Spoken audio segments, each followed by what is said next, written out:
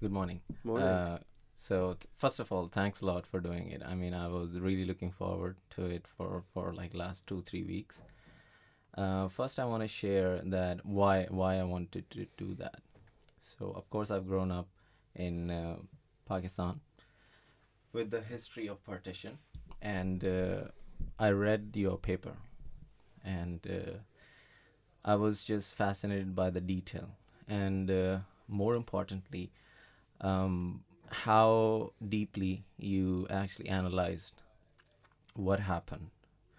So even growing up with all those stories, I actually didn't realize that how many subtleties were there, and there is very less education regarding this. Uh, so that's my reason. But please, if you wanna introduce that, how you got into the subject or the research topic, please. Well, first of all, let me say thanks for having me. It's nice to be here and nice to be invited. I'm pleased that you've enjoyed some of the things that I've done in the past. I came to the history of the Indian Army first of all in the 19th century as a postgraduate student looking for a topic, and various people suggested various topics, and one that caught my attention was the history of the Indian Army. Um, the Indian Army was an institution raised in the main from Indians, from South Asians, and it struck me that it was fascinating that an institution on which the British Empire in India rested was an institution made up in the main by Indians. And I was looking for a way of approaching the history of empire and colonialism in a slightly different way. And the Indian Army seemed to me to provide a way into that history, and a way of asking some interesting questions about how empire operated and who made empire possible. I I'm not really a military historian. I don't really see myself as a military historian. I was trained as a cultural and a social historian. Um, but it struck me that there was very little work done on the social and cultural history of the Indian Army at that stage. And one of the things I wanted to do was to try and gauge what kinds of histories could be written on the basis of the records left by the imperial military in South Asia. As ever, the army was very well funded, relatively well funded. The records that the army generated are therefore relatively extensive, and it seemed to me that they were underused by historians. So there were lots and lots of records easily accessible here in London. And I began as a postgraduate student to work with them, and to look at what they might enable me to do. I mean, this is brilliant because this is exactly we had a subject called Pak studies in Pakistan where they talk about these partition, and I lost interest, and I think most of my friends and other people I know pretty much loses interest in Pakistan studies because it's a very biased, I would say. It's very much entrenched in patriotic and nationalistic ideas. So whatever Pakistan or our side has done is the right thing, and always we are the heroes. So it's not a complete or anyway in a critical approach. So this is fascinating not only for British people to find out that to a company which actually went there to trade, and that's of course how they gained their power, to have a military of that size and the subtleties of Indian army means Indian people over there to be part of that army, which allowed British to gain power not only in subcontinent, actually maybe some parts around it. This is fascinating to listen. So, uh, what do you think about the role of the Indian soldiers in that? Well, Indian troops, South Asian troops, we should probably more accurately say.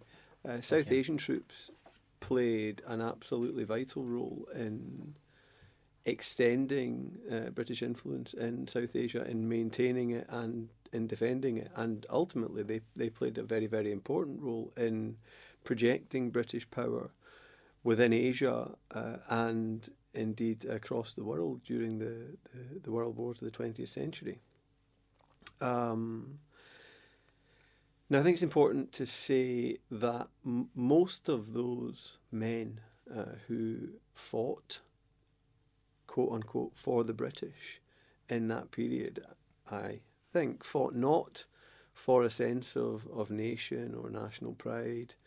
They fought for much more ordinary human reasons, for pay, sometimes for ideas about loyalty and honour, but principally, in my view, for pay. And when we try to overlay onto the history of empire histories of nations, and you've talked already about Pakistan studies, we could equally say the same of India, and we could say the same of British histories. When we try to overlay national histories to make sense of what was in many ways fundamentally a multinational exercise, I think we lose sight of what was actually happening on the ground. And that's something that definitely happens in South Asia, where the history is quite polarised. But it's something that also happens here in Britain. We really misunderstand what empire was about if we think of it as a European, white, British enterprise. It depended at all times on the willingness of local people to play along with, to support, to collaborate with the structures of power and authority that made the British so-called empire possible. Yeah. So there's one word which you describe in your paper or and the chapter also, which is izzat. Mm. And that is a very interesting word, and I would really like to know how what is so what British or the East India Company and the historians whom we take our records interpret that word, Mm. and what do you think of izzat? Because I have grown up with this word. Of course, one of my mother languages is Urdu, and this is a very important word. We use it for just respecting your elders, or we also use this term as in something which is honor and pride, in a way that it's a feeling rather than just a word. So this is a very common term, which is oh, now this situation is become this is izzat ka sawal hai, which is like, oh, now this is a question, like our honor, pride, identity, and everything is in question. So this is something very deeply entrenched in those cultures. So I would love to know both the perspective. So I came to look at ideas around izzat and honour in trying to explain the peculiar recruiting patterns that we find in the military history of South Asia. So from the latter part of the 19th century, from the 1860s and 1870s, colonial recruiting operations drew increasingly from a relatively small number of South Asian communities, from those particularly in the north and the northwest of the subcontinent. So particularly in Punjab, for example, also from Nepal, the so-called Gurkhas, lots of Pathans from Pashtuns from the northwest, Punjabis, Sikhs, Muslims from Punjab, and these are the so-called martial races. Colonial officers at the time wrote extensively about the peculiar ethnography of Indian peoples, arguing in effect that only certain classes of so-called Orientals were fit to bear arms. And this tied in with a whole set of wider ideas about race and ethnography, and to some extent also to ideas about caste. And one of the ways in which contemporaries thought about these so-called martial races was through this idea of honor or of izzat, an idea that certain communities valued military service and valued the sacrifice that went along with military service. And so izzat became, if you like, one of the ways in which imperial recruiting was thought about, and it then also became one of the ways in which the army was structured and was organised. So soldiers were encouraged and incentivized to play up to this idea. And I think what you can see over time is the way in which the idea becomes a part of identity. It becomes a way of thinking about and valorizing particular kinds of behavior, particular kinds of sacrifices and sufferings. And it is, I would argue, a cultural idea. It's an idea produced from the interplay of people. Yeah. So I mean, this is very fascinating. So so they actually categorize their recruiting of the soldiers as in who would be fit for what job. Do you think they actually, at that time, when the people who are making policy or enforcing these recruitment laws believed that there are somehow, genetically or culturally people fit for these roles, or they actually just played up to already existing ideas in the culture, which everyone else in South Asia supported it? It's a good question, and there's some debate over that question. On the one hand, it's possible to see the martial race recruiting strategy, which was really about concentrating recruiting in particular places and amongst particular people. One can see that quite comfortably as a strategy of divide and rule. Yeah. So it concentrates loyalty and advantage amongst particular communities, and it excludes other communities from those advantages. And there's certainly an element of that. This is the period after the Mutiny Rebellion of 1857. Yeah. There are real concerns among some colonial officers about the so-called loyalty of their troops, and there's an emotional advantage for colonial officers in seeing their troops as being particularly loyal and brave. And of course, all armies, to a greater or lesser extent, promote these kinds of narratives about their soldiers. So on the one hand, we can see it's very possible that this is a strategy of divide and rule. And yet, at the same time, it's also important to recognise that, yes, these ideas do draw from already existing forms of cultural identity. They mobilise and they draw on and they accentuate and they valorise some forms of martial self-identity. And this is, in fact, true not just in the northwest of the subcontinent, but before 1857 in the northeast, around Bihar. The colonial recruiting is concentrated in the main further east amongst the so-called Purbayas or Easterners during the first half of the 19th century. So it is always the case that the company and then the colonial state have to make do with what they find, and they have to build on extant, already existing traditions and ideas. But I would argue that it's clear that over time, the company and then the colonial state transforms the way in which people think about themselves, their communities, and ultimately their relationship with nations. So there must be researchers sent by the government or East India Company to study the phenomena around culture, or how we can strategize certain recruiting. So there's a critique which I see in your work regarding the reports which were written at that time, and then of course as the time passes on, people dig through papers and instructions given to either government or the military readers. I would like to explore more that critique which you have, particularly on the history, where it's a very, I would say that ignored part of South Indian local soldiers. And once they were in the army, then what is their role? I mean, I haven't read anything. I've lived there. I don't know anything. I mean, I would share there are few stories, but nothing more. Even in India, there isn't anything. So I mean, this is something which our generation who has grown up in Pakistan or India have no idea what was it about. What is the story of those people?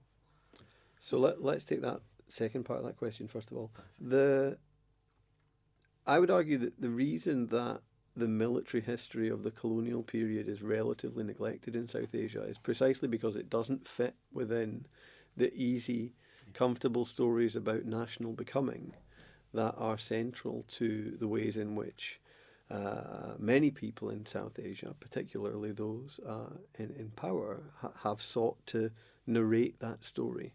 It's much more comfortable to rehash that familiar story about Gandhi, about Jinnah, and about the heroes of the independence struggle, than it is to think about these soldiers who, in some senses, collaborated with the English, who, in some senses, helped to facilitate foreign domination, if that's what we think happened in this period. So it's not surprising to me that we don't hear very much about the soldiers who fought on behalf of the company.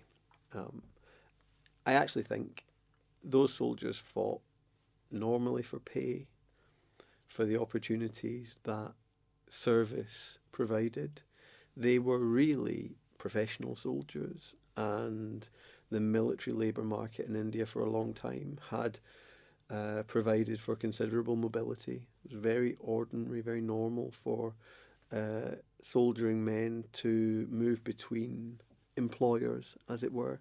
I think if we think about these men as labourers and their employers, we get a much better sense of what was actually happening there than if we think about men fighting for nations and empires and countries. That's really a 20th century way of understanding what was happening. It wouldn't have made much sense to many of those people in the 18th and 19th centuries.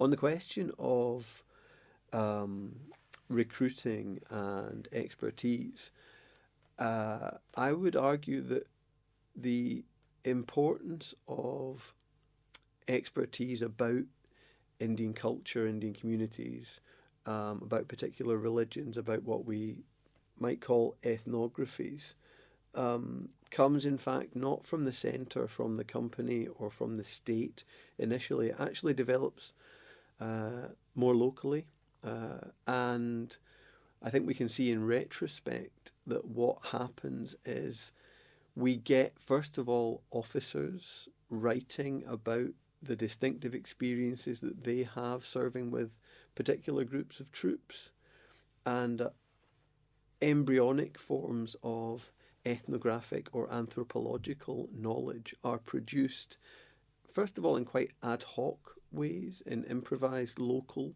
ways, and it's only latterly, from the 1880s, that process is systematised. It does become systematised. There are officers specially appointed to look after the recruiting of particular groups. They are expected to acquire ethnographic expertise, understanding the history and the culture of these groups, understanding where to find the best troops. But that happens after the knowledge has begun to form at quite local, independent, ad hoc levels. This is I've worked with some of the army officers in my other private job, so you hear stories. What you are saying right now, actually, you can still go there and see the remnants of those patrons in Indian Pakistani army.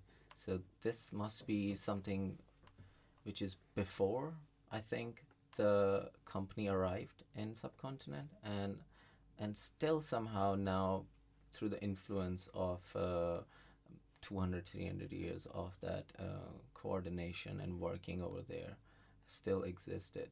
And I mean, of course, Pathans and from Punjab area, the people. And I would come back to the topic afterwards, but I would like to mention this point here is that to see someone as your own side and or villain, that happened after in 80s, when somehow Pakistani army trained the Afghan soldiers to fight against the Russian army, and now it's exactly the opposite. So now we miss there's nothing, no mention of what happened at that time, and you only hear from the soldiers that this is so confusing for them, because I think we are not trained to think in a way that there's not always two sides, and there's not always either this is the hero and that's the villain. So still they are very confused when they talk about it, that how much they actually call it compassion that they had for each other, Afghani army, Afghani soldiers or the fighters, however you want to categorize them, and then the Pakistani army, and now they have to somehow go against each other.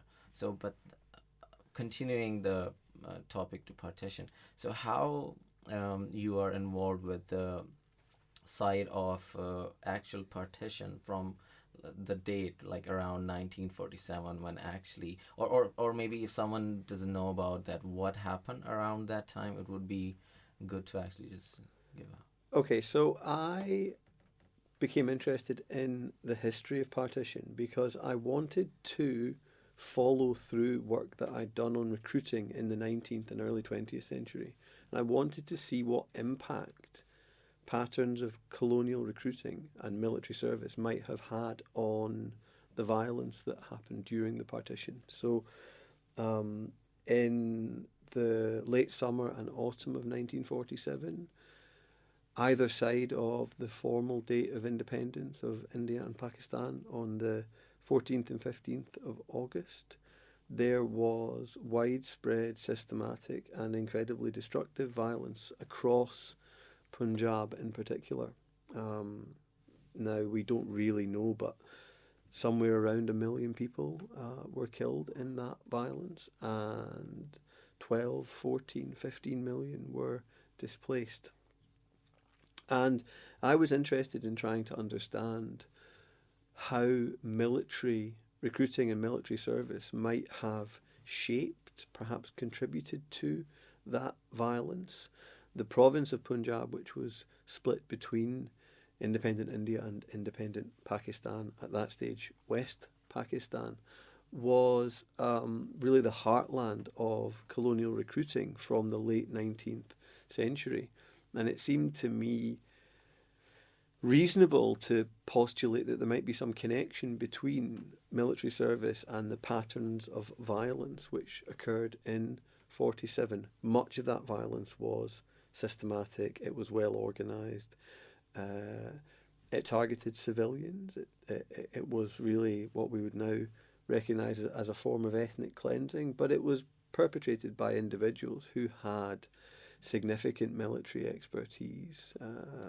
Attacks happened in organised ways. The attackers bore the clear hallmarks of military training. And I was interested in trying to understand what role that military history might have in explaining the violence of partition.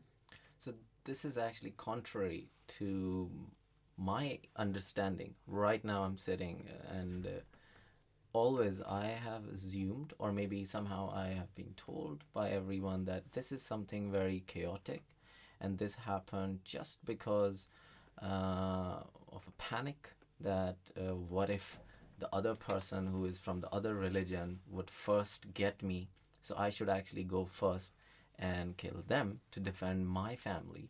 But hearing that it is very systematic in some way, of course. I mean, there's no exact way of knowing where does it actually come from, but I would really like to know a bit more regarding how do you place the players around this incident which happened?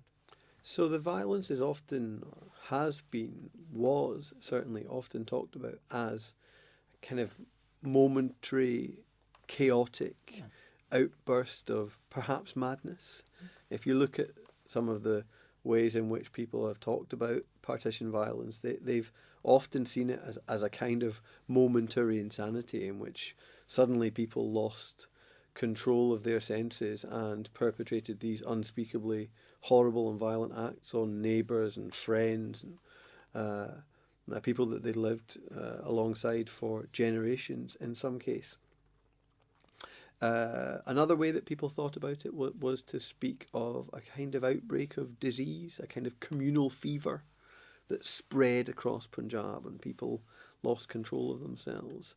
People have compared it to natural disasters, a kind of an outbreak of a devastating fire that swept through the province, or a flood which devastated the region.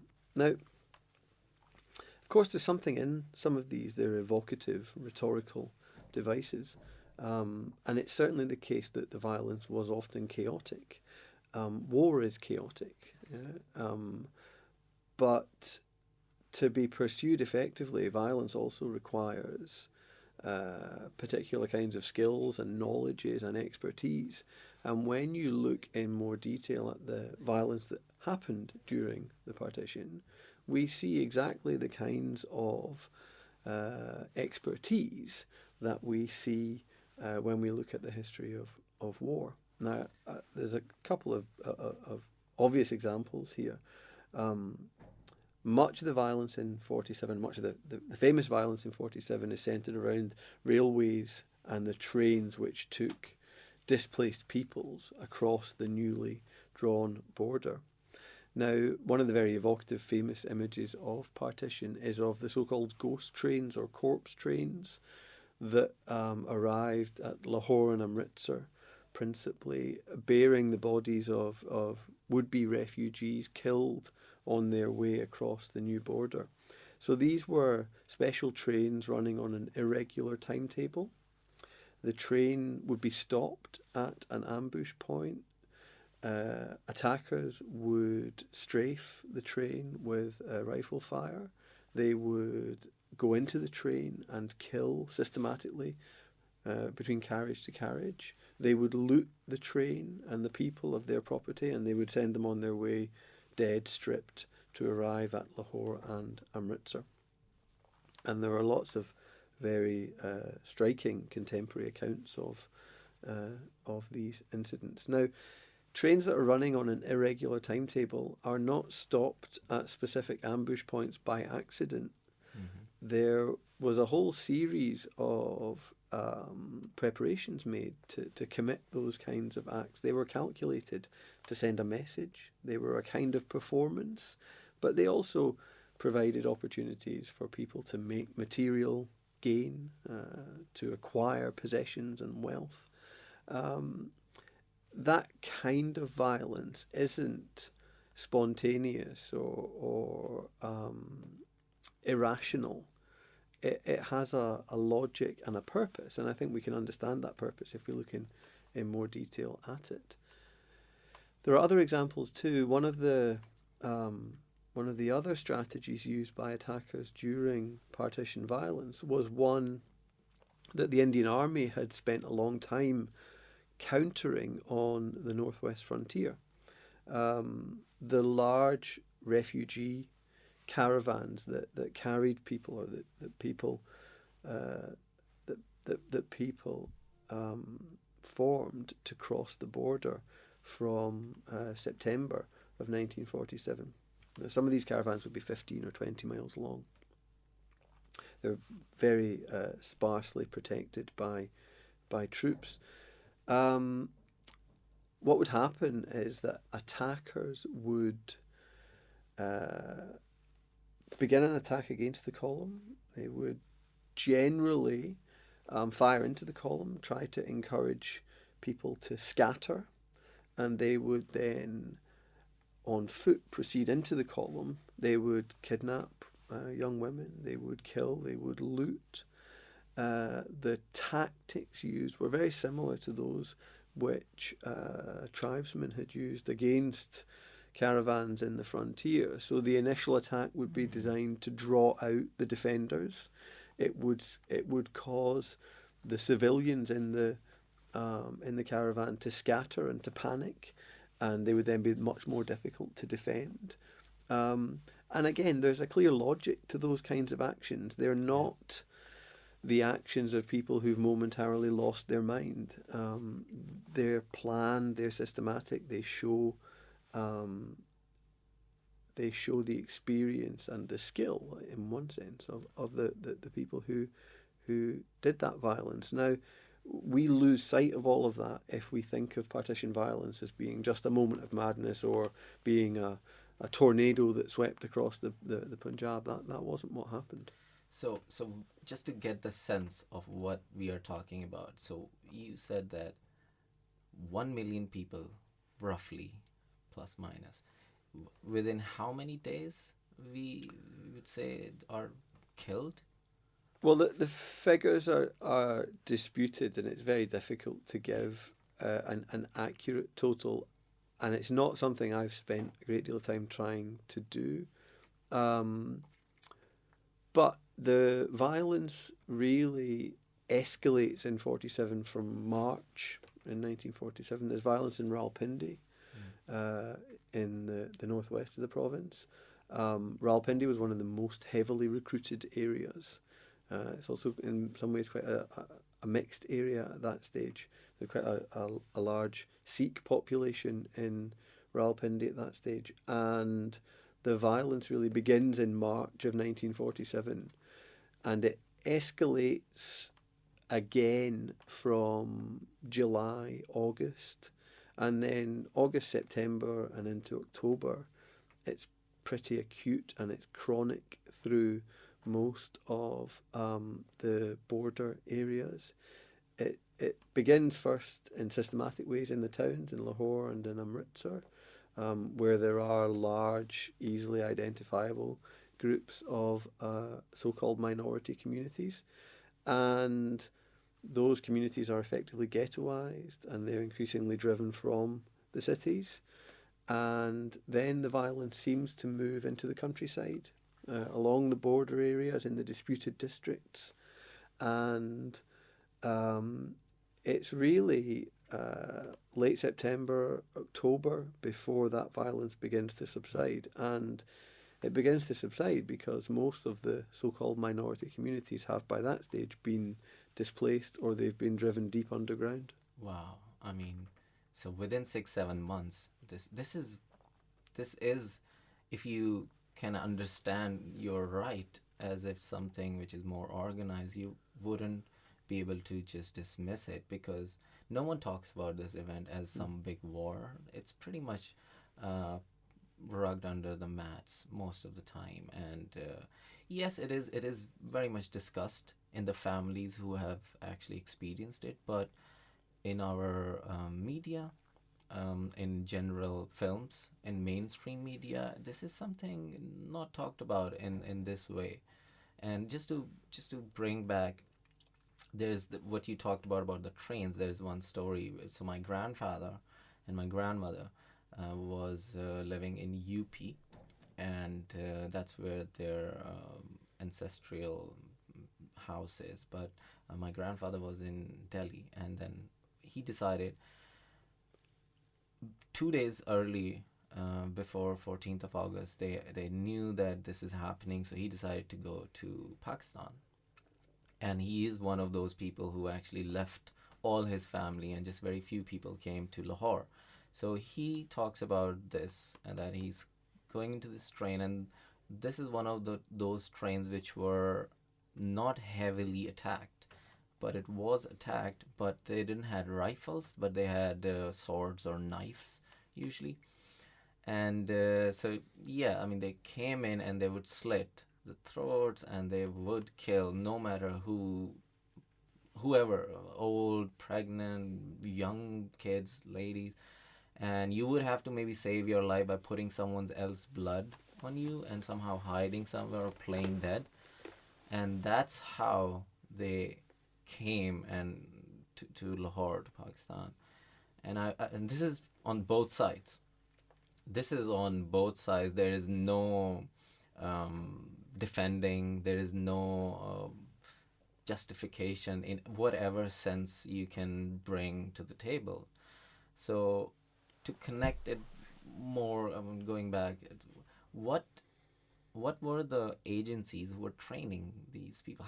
What is, how does that, where does it begin? I mean, I know you talked about that it has a deep roots into the army recruitment, and because the Punjab and Rawalpindi, that part was the hotbed for recruiting soldiers, so it could be a possibility. But how, what is the connection, and how does this particular violence, how does they would train for it, and who would assist it, and who's the leaders? Is there leaders? I mean, Yeah, it's a good question. It's a difficult question to answer directly, because in truth we don't know enough to be able to unpick the most of the individual actions that we know happened. So I'll need to speak in broad terms. please. I think by 46, 47, so after the Second World War, something like a third of the male population of Punjab has had military experience, has served in the Indian Army. And large numbers of those in the Second World War, some before that. So there is, if you like, a reservoir of military experience. At the same time, there are trained and organised bodies of men attached to many of the political parties. So the Muslim League, the Sikh Akalis have a trained and an armed group. And then in Punjab, we also have the princely states. So these are often relatively small, independent principalities which existed under the British Raj, but as notionally independent kingdoms or principalities. And many of those independent or notionally independent kingdoms maintained military and security forces. And it looks, I think, it's pretty clear that some of those were involved in the violence in pretty organised and systematic ways. And then we also have people who we might think of as kind of violence entrepreneurs. Yeah. People who see the opportunities that ethnic or communal violence offers. Now, they might be politicians on the make. They might be, gundas or badmashes, people who, with links to organised crime, who see material advantages in these kinds of operations. And this all happens at a time when there are large stocks of military hardware, rifles, ammunition, machine guns, explosives, jeeps, washing around North India, in the aftermath of the Second World War. Large quantities of American military hardware washing around the north. There are lots of the Indian Army soldiers who were defeated in the first Burma campaigns, eventually made their way back, bringing sometimes rifles and provisions with them. And so you have large numbers of skilled men, relatively skilled military men. You have people with the with reasons to mobilise those men, and you have access to the technology which you need to perpetrate the violence. So it's a combustible situation. Yeah? Yeah. I don't like the fire metaphor, but the ingredients are there, and what we then find are that there are people who are prepared to put them together and to mix them in ways and to incite people in ways which produce that violence. Beautiful. I mean, this is what I love. Any time I talk to someone who has deeply looked at a very particular, simple part of our reality in whatever way. I mean, it's either it's physical or cultural. It would sound that whatever an event is happening would be very complicated, but once you go into the deep observing of that particular aspect, you would realize certain basic aspects which kind of plays their part into, bringing this complicated combustible, as you said, of course this is an example, into the form. So I would say that, I was thinking that where else we have seen something like that, and now it actually kind of makes sense, although of course it's very complicated, that there is some sort of a tribalism going on. Just our oldest instinct, me against you, somehow some people really believe in that and they saw the opportunity. There is some old military experience which could come into use, and they might really think that they are doing it for saving their people. And then of course there might be the player which is in the middle, just they just want some sort of a benefit or power, or they want some sort of a materialistic gain out of it, or then there are some people who are thinking that maybe they can actually mobilize this kind of approach, and after this is over they actually get into political seats somewhere. And maybe that might have happened, and there might be some people who were big leaders, and I don't know, like they must have played some role in Yeah, there certainly were leaders. I'm a bit skeptical about the idea that these are kind of primordial instincts, and that what happens is we take civilization away, and all of a sudden order breaks down and we get this kind of animalistic behavior. I think there are a number of problems with that way of thinking about the violence. I think there are some problems with the notion of tribe as well, and I'll try and say something about that in a moment. The violence, I think, is better explained as something which was planned and organised and coordinated. I think if we start to think about this as being a kind of outbreak of our animal instincts, we really fall back into that trap of naturalising the violence. It doesn't look natural to me.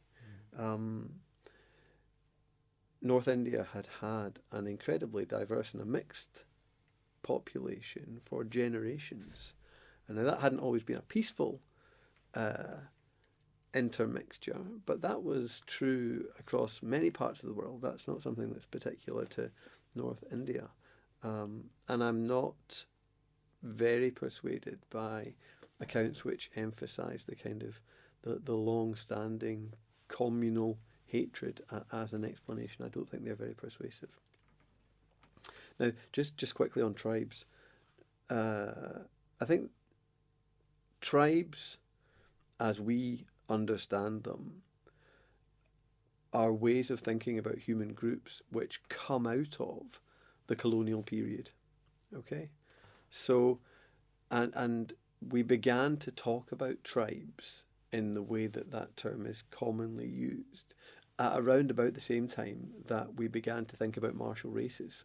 Okay, and I think that the whole discourse around tribalism was a way of constructing and denigrating ways of organising human societies. So tribe, even in its common usage today, conjures up ideas about primitiveness and backwardness, yes, and it works in relation to an idea about so-called civilization.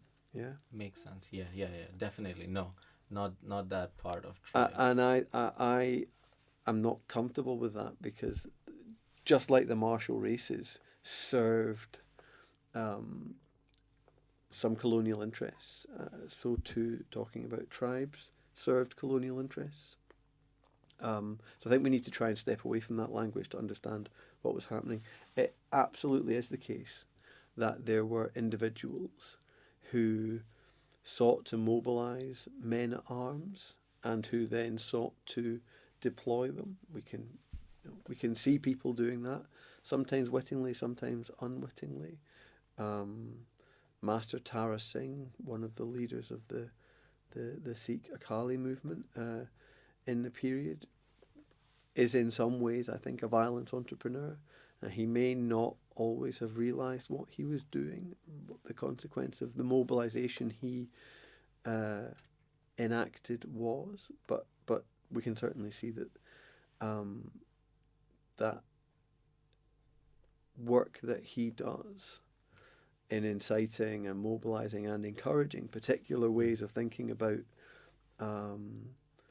the Sikh community and about their right to a territorial homeland is important in the violence of partition. I can see the trap, what you just said, in our use of language of tribe, and this is exactly what you just talked about, that yes, you can build ideas around that, and again somehow organize this, and you can fall into this trap of talking about tribalism and then connecting back to our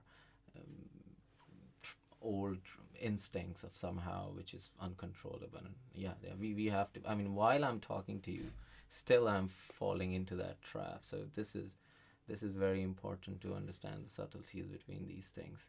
So your project regarding the partition, what is the you mentioned that you are going to India next month. I mean, what is the update? What is going on? Are you collaborating with someone?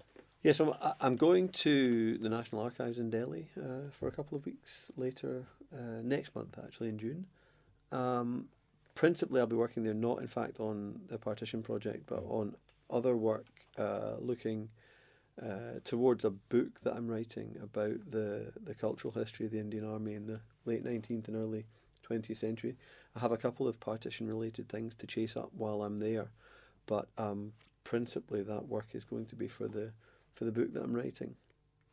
The partition project that I'm involved with at the moment is part of that work is a collaboration with a local company called Nutcook, who are a performing arts company, and they approached me last year through a mutual friend, in fact a former Greenwich student, and we have been working together for about 6 months now, looking towards a project on the oral history of partition and really trying to get partition into more conversations about British and South Asian histories. Mm-hmm. So these are histories which are very closely linked and tied together.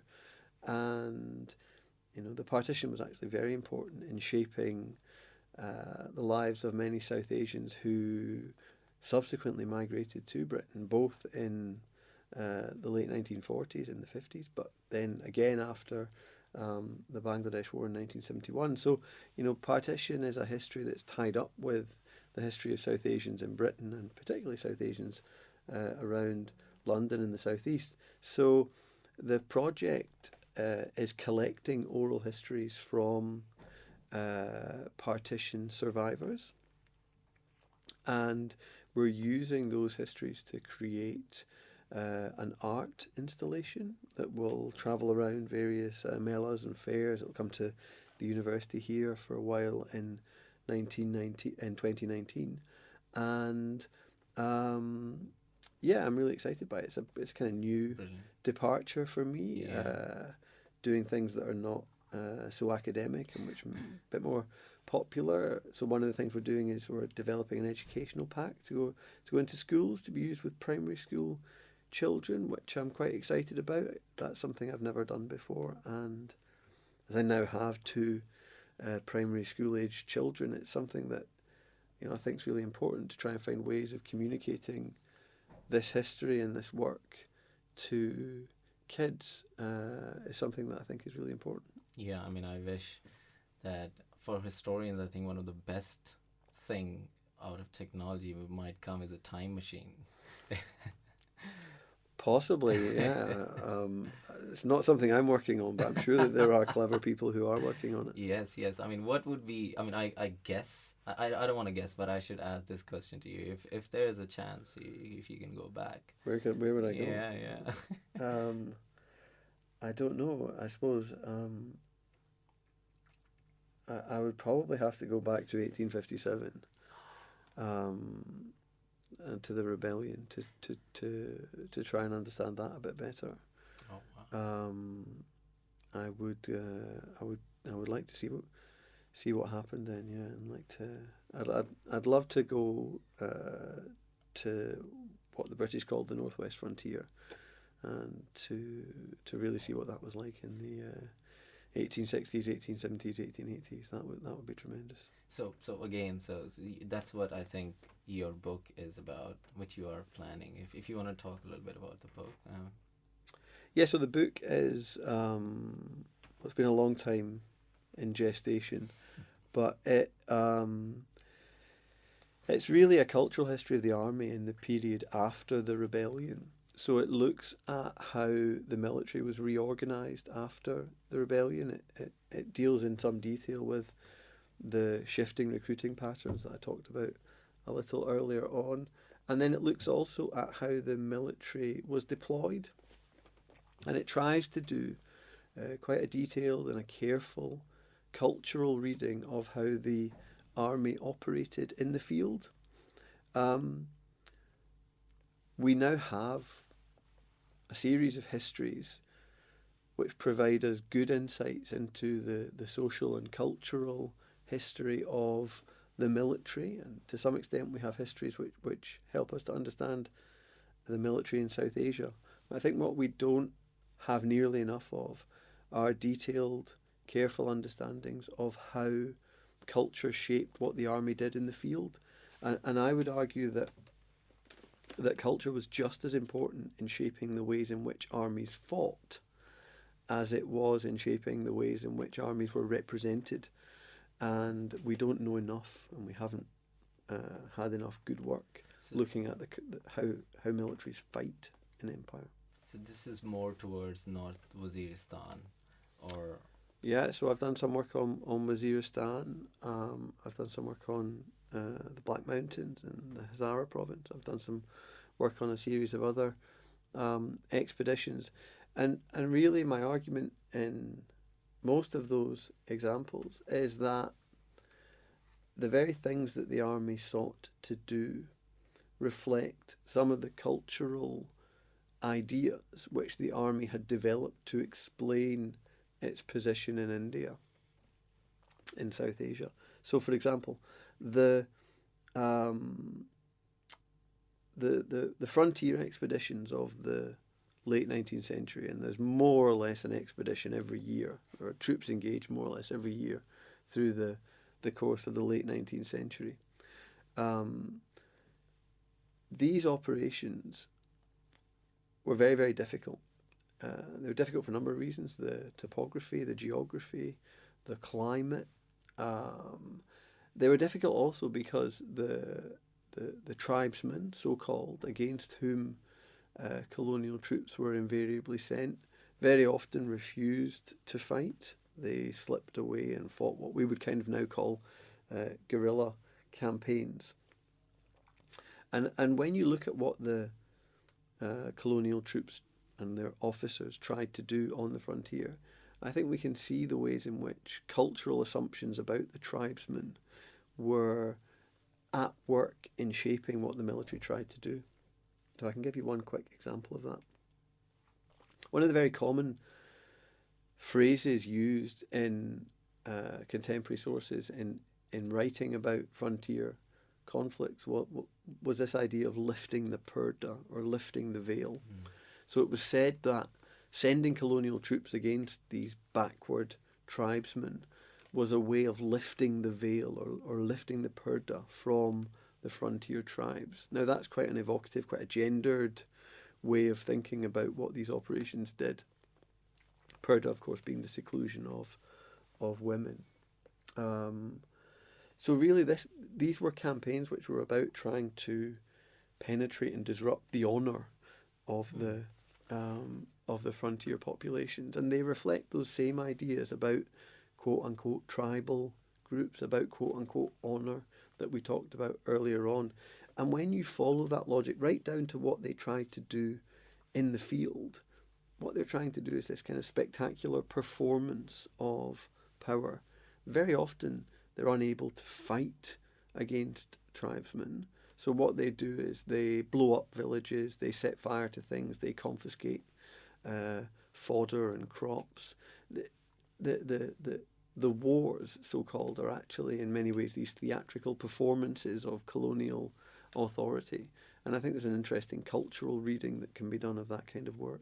So just to get the geographic part right for someone who don't know Black Mountain, where would it be situated at that time, and who controlled it, and what is the political situation? So the Black Mountain is in what's now Pakistan, in Hazara province, in the northeast.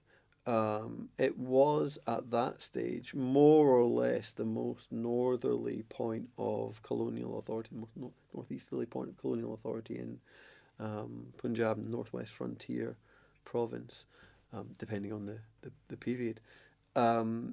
It was notionally in British authority, though that authority was pretty untested around the frontier, and in fact lines on maps are always a lot clearer than in reality they are on the ground.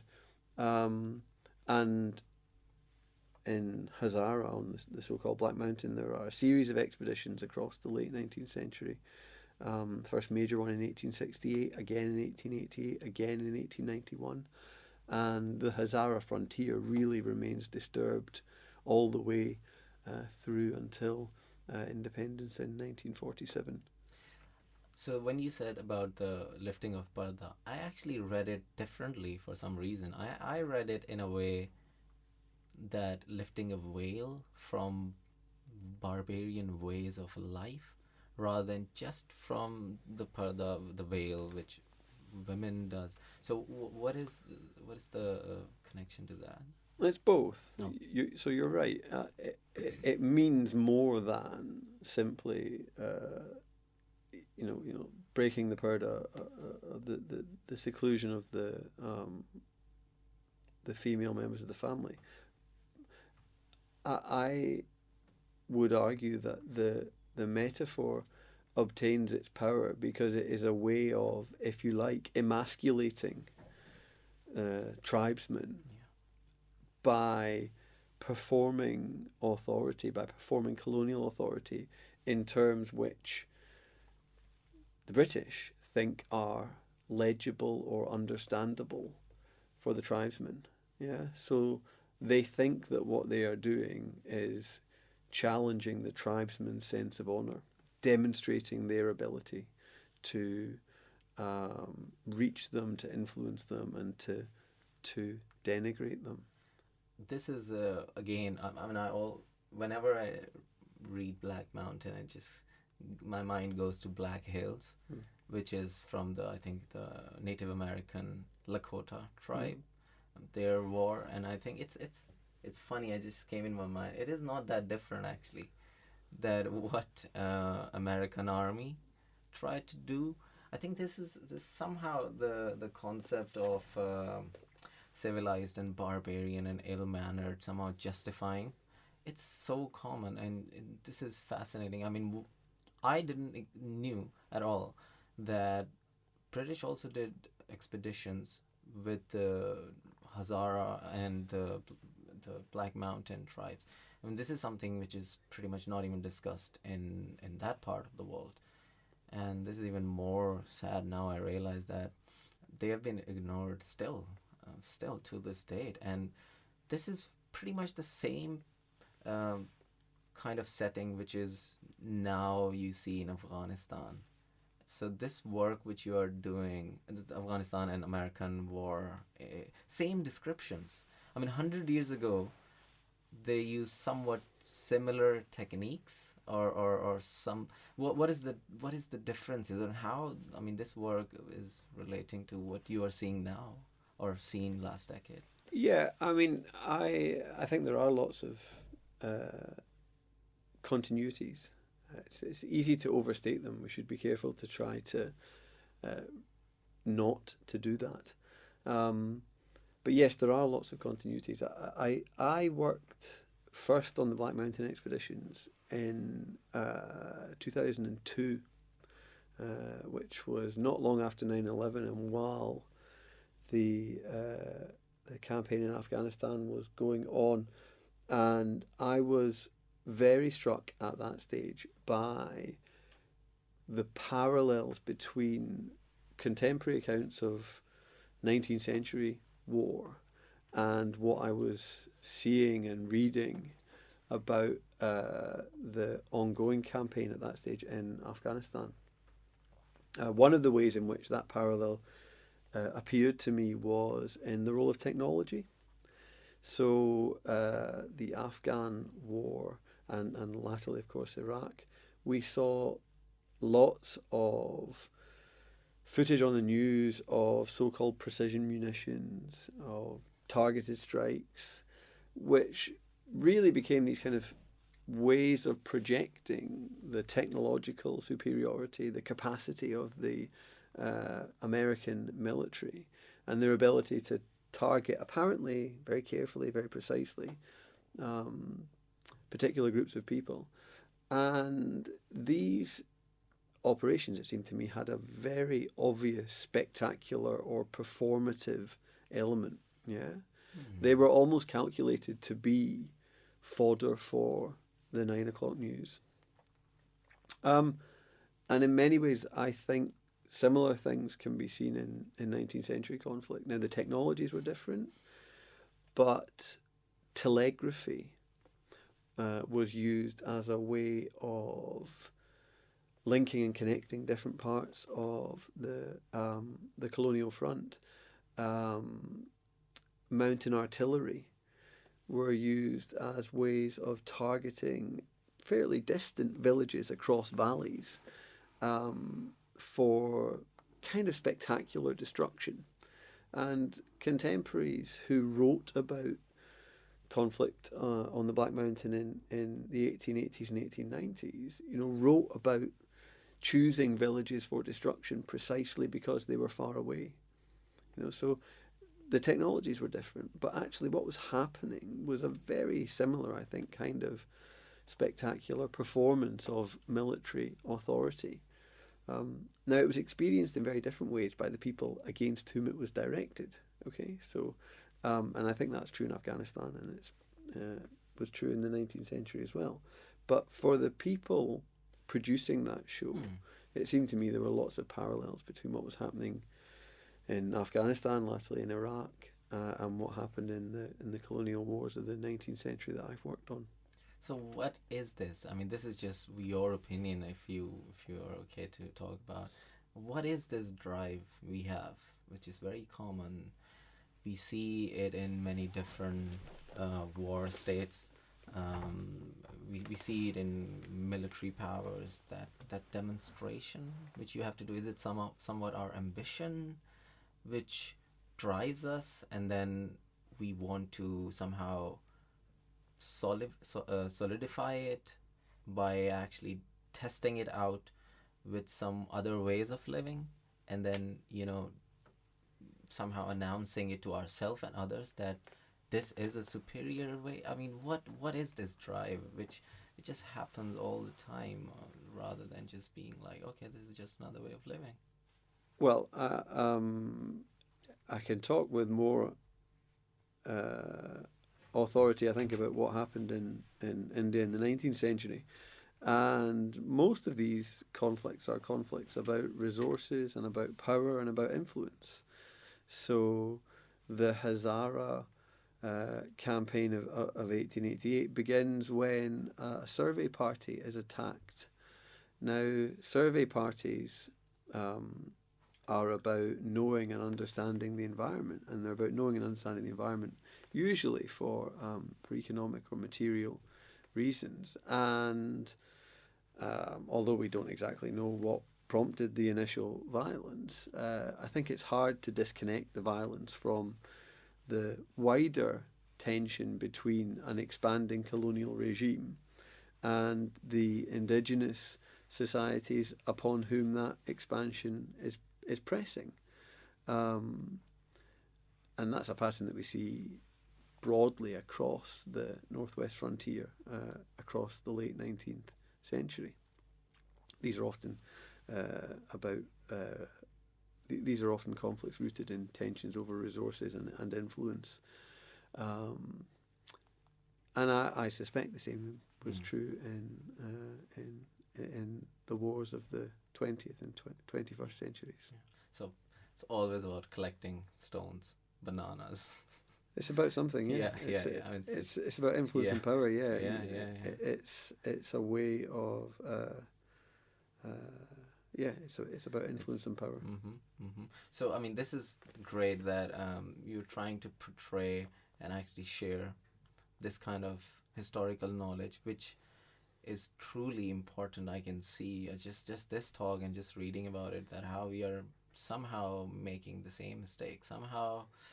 Even with all our technologies, I mean, we go through the same paths and we somehow learn pretty hard, and I think that is very important. What your projects are about, like the artistic oral histories. I mean, I think this is a great idea. I can see that it could benefit a lot of people or young generation kids or school kids or university who can grow up and actually understand and learn from what, I mean, you are pretty much dedicating your life to something which is very important. I mean, I can share a little story. So this from a sci-fi dystopian or utopian future, and this is about, and that's when I realized that how important the knowledge of history is. I mean, I always knew it, but there are those experiential,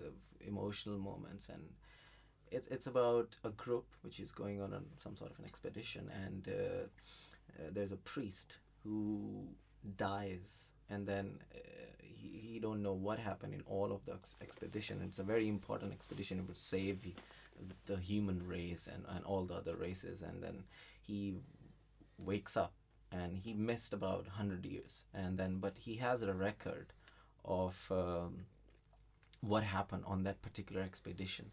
So and I'm reading that and he's listening to what happened, and in the middle someone asks him a question, and he's this priest who has a great influence and knowledge, and he says that I cannot say anything, I cannot actually be of any use if I don't know what happened in last 100 years. And I listened to each and every, I read each and every thing which happened and how he interpreted it, and of course his level of intelligence, how writer portrayed, and how he come to the conclusions, and how he used them as tools to then act in the present. So that, I mean, knowledge and that kind of interpretation and understanding, of course, as human race, and just even our individual capacities to act in this society through the knowledge we are learning. It is very important that we have a realistic and critical understanding of what is happening. So I mean, what do you in your ways in actually communicating somehow this kind of knowledge have found the best way? Well, I think for me, what I'm trying to do, what I hope the work that I and others are doing will do in the end, is to encourage a more critical history of war and a more critical popular understanding of what war was and what war is, and how and why people fight and what the consequences of fighting and violence is. you know, we live in a country and in a world, I suppose, where histories of war are massively misunderstood and romanticized. We have, I think, deeply problematic relationship with the histories of violence which have helped to make us as people and as a nation. And I think in the current environment, it's especially important that we equip people to have a sufficiently critical understanding of our common histories and of the role of violence within those histories. I think lots. I think it's great that kids have learned a lot about the First World War and the Second World War, but I think a lot of what they've been taught about those wars is really, really problematic. And, you know, we have a comfortable, romanticised, whitewashed view of what the wars were about and of what they mean and of who was good and who was bad. And, you know, I think we need a much better, more critical understanding of the role of war and violence in the making of modern Britain. And I hope that the work that I'm doing, my academic work and the collaborations that I've been involved with will help in small ways to foster that more critical sense. Brilliant, brilliant. Thank you. Is there anything else you want to share? No, I'd just say thank you for having me, and I've Brilliant. enjoyed our discussion. Maybe we can do it again at another time. I am looking forward. There's a lot of topics and there's a lot of questions, but I understand I'm aware of the time. So thanks a lot. Thank